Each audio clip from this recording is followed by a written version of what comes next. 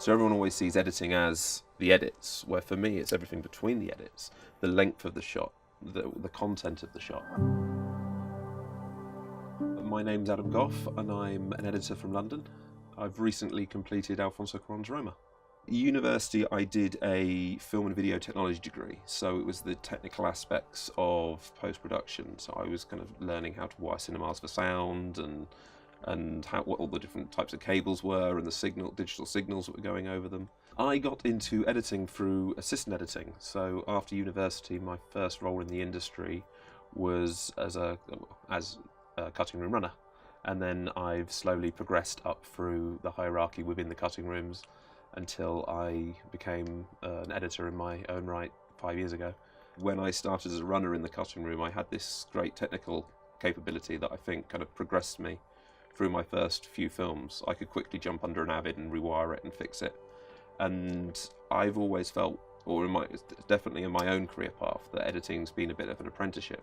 I've had the privilege of working with fantastic editors, and I've just been learning by watching what they've done. And then during that same time as assisting, I was cutting short films on the side, just cutting my teeth, getting the hours in, and learning the craft while still apprenticing as an assistant of fantastic editors.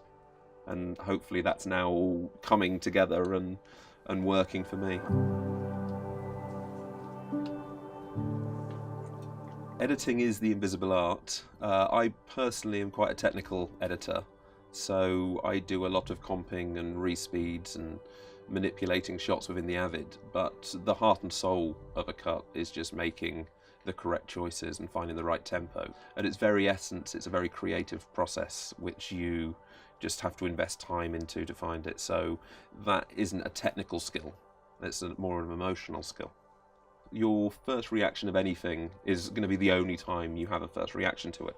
So it's very important to remember your initial thoughts and ideas where you see something for the first time. But when you make the initial edit on a scene, you've not created the entire film yet. It's not until you can watch it in sequence with everything else as in an entirety. A film needs to breathe and move in a whole, not just the scenes within it. Everything needs to stand up together. So really the initial reactions you're having maybe to the shot selections will hold up. There's always times you need to go in and reshape certain areas of the cut, but I would say those initial edits aren't always going to match where you end up at the end. You're going to find there's a lot of to and froing. It's an accordion. You just constantly stretching it and compressing it and just finding the correct rhythm. Grosse Pointe Blank, that was when he goes back to his high school reunion, but he goes back to see his mother who has Alzheimer's, and he hasn't seen her in a while, and for a moment their conversation, she's completely fluid. She remembers who he is, and then at the end of this scene there's a moment where she loses it all for a moment and just forgets everything again. And it was a pinnacle point in the film where he kind of hits rock bottom. And usually for those moments in an edit you would like cut to a close-up and you'd play the emotion on his face. And I remember in this film there was a stylistic choice where it cut to a reverse and there's a shot of his shoulders dropping, and it kind of played this big moment of hitting rock bottom in a wide. And I remember just being fascinated by the editorial choices at that point, and I'm becoming more aware of the power that you have in coverage. Well, my creative process has been continually evolving, so it depends on the director and the schedule. Usually I would try to get a rough cut in pretty quickly just to make sure the coverage was good. On Roma, because we had the privilege of a good amount of post-production, we could just take our time with it. Ultimately, the essence of all processes are just reviewing everything, like having good instincts to build a scene using kind of the right beats that you think. I believe you should watch all footage and not just focus on selects. And it depends on what the scene is. Sometimes you might just find what you feel is the heart, the center beat of a scene, find the right moment that works, and then grow the scene out to the beginning to the end, or just sometimes just work in from the start towards the end of it. So I guess my processes just take time with it. And I think as myself as an editor, I have a slight insecurity where I feel that it's never good enough. So I'm constantly reworking it and reworking it. And I'm not sure if that's because it's not good enough or if it's just a certain drive that I believe that you can always make it better, but you can, and experiment. It's another very important part of the process, is to experiment, to try things that you don't think will work, because sometimes you'll be surprised. Sometimes what sounds like a terrible idea might be the little bit of magic that you've been looking for all along. For me, editing isn't... What's more important than choosing the in and the out of a shot is choosing the shot itself. Finding the emotion, finding the character behind it, what's the most important beat that you're trying to hit. So everyone always sees editing as the edits, where for me it's everything between the edits, the length of the shot, the content of the shot. So all of those elements of the creative process, which are, and editing is rewriting. So it's not that it was edited originally. So you have a draft of the script, then it's rewritten when you shoot it, and then the last rewrite is the edit. So on some of the scenes, Alfonso shot, there's one in particular, a hail sequence, where he shot it 60 times. So that shot plays for 3.5 minutes. When you lay all of those takes down on a timeline, that's 3 hours of material. So you have to watch that 3 hours to find the take that you feel works best within the entirety of the story and hit the right rhythm for that. So that particular moment of choosing that shot took us 2 days, because that's how much time it takes to analyze, to work out where you want to go.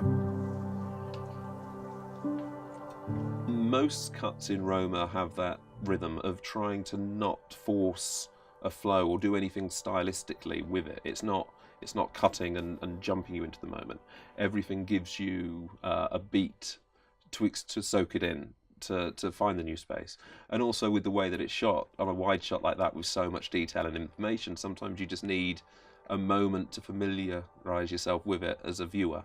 I was receiving dailies when I was in London while they were shooting in Mexico. I went out at the beginning when they were setting up just to look at the workflow and meet everyone there. But it's just the usual editor's investment to it, going through making the selects with Alfonso and setting the rhythm and the pacing. We work together through everything, so we didn't deal with scenes individually.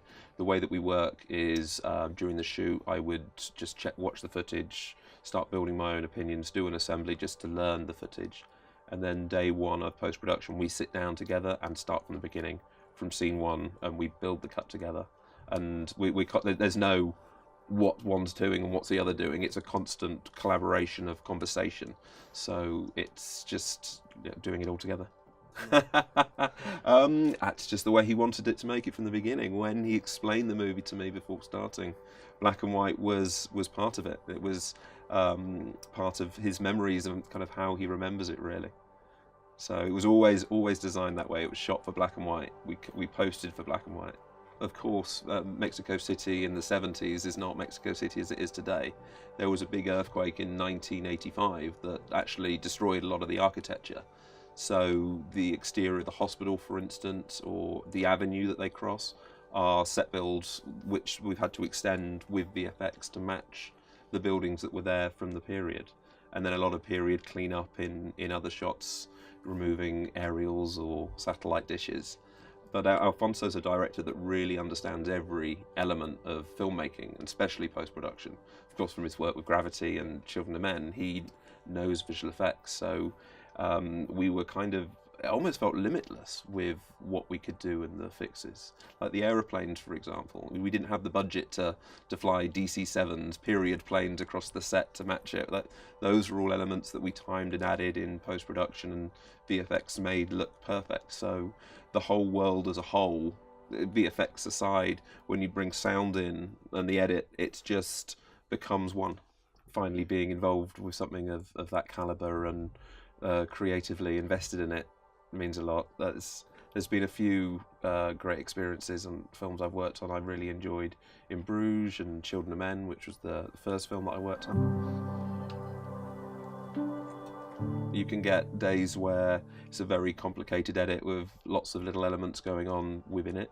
There can be days where you have a 9-minute take and you can cover 9 minutes. So it doesn't really feel like it kind of matches when you have a script, when you can kind of cut sides, when you know a page of a script is going to be a minute or how long that's going to take to shoot. Completely comes down to content. Sometimes it can be antisocial and stuff where you lose weekends and evenings because deadlines are coming up. So you find that you have to invest quite a lot of yourself into the industry. Of course, it depends on kind of what aspect where you want to go. There are pleasant elements of editing. I'm sure you can get jobs at facilities, but I've definitely found in my career path that it's kind of been a barrage of hours that I've enjoyed doing, but I have realised that in pursuing my goal in becoming an editor, I've been quite focused on that elsewhere. It sounds quite miserable when I say it like that, doesn't it? But I love what I do, so to be honest, it doesn't feel that hard. Sometimes you just can hit a wall with a scene, and it could just be as simple as going to the next scene.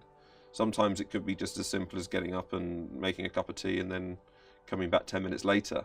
I do find there's certain elements of post-production where I can watch a cut with fresh eyes again. A great trick is watching it with an audience, so getting away from the Avid and having other people in the room and being able to read the emotion of that, and you see the cut with fresh eyes. And then when you go into the sound mix or into the DI and you sit back and you watch other people working on the film in different ways, sometimes you don't always have a schedule to be able to back away from it. Sometimes you just have to work through moments where you're having a bit of writer's block, and it can be tricky. But ultimately, I think through just collaboration and having conversations with other people, you can get inspiration. There is a certain natural talent and ability that you have to have from the start, I think, in just decision making and creativity, but ultimately there's a certain amount of time you need to invest in honing your craft and becoming better at the skill and the art. I think as long as you have a passion for it and you're willing to work hard, those are the most important things. You need the passion. If you don't have the passion, there's no point at all, because when the hours get tough, I don't know what's going to motivate you to get through it. A passion for film, a passion for filmmaking, a love of storytelling, but really just a drive to want to do it and be willing to tackle the hard hours and the hard work. Hours. It's all hours, whatever you do.